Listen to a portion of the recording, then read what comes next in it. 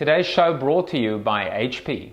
So unless you've been living under a rock, you probably have heard enough about the whole Kevin Smith too fat to fly incident with Southwest Airlines.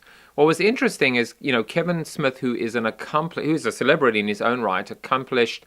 What is he, Feldman? A producer, a director, a writer? Writer, director, actor. He's pretty much all of the above. Chasing Amy, Clerks, Mallrats. Right, Silent Bob. Silent Bob. So all of the above, but what he might well be known for in the end was too fat to fly. The fact that he really, really does need to go on a diet. It's interesting because this was one time where a person took out his frustrations, vented his anger and disappointment at a brand and with a brand.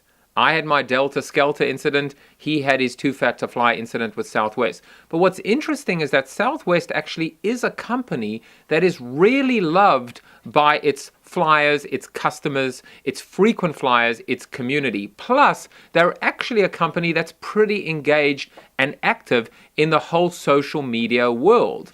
Now, it's not that everybody rushed to Southwest's defense and said, you're a bad man for abusing your platform and for kind of taking this too far. Well, maybe it could be a little bit of that.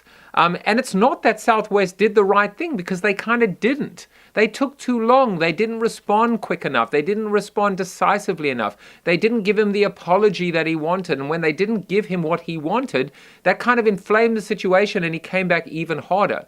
But I kind of took one final look at this story before we kind of put it to bed and close the chapter. And I thought to myself, from a branding standpoint, maybe he took it too far. And maybe now the stain or the permanent stain or the brand association is not resting and lying with the actual company. Like if you go and type Domino's employees into Google, what you will see is ultimately the two employees that picked their noses and created those disgusting videos and stuck them up on YouTube. So that is a permanent stain that is almost left on the company's record. But in this particular case, from a branding standpoint, I wonder whether in fact it might have backfired. And now Kevin Smith, the guy that should be remembered, not that he's dead, but the guy that should be thought of for all the right reasons, is being thought of and remembered for all the wrong reasons.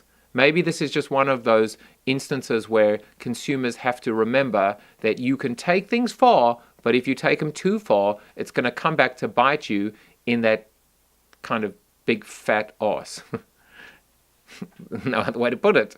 At Jaffe Juice on Twitter, Jaffe@powered.com. It's time to flip the funnel now. Pick up a copy of my new book, available wherever books are sold.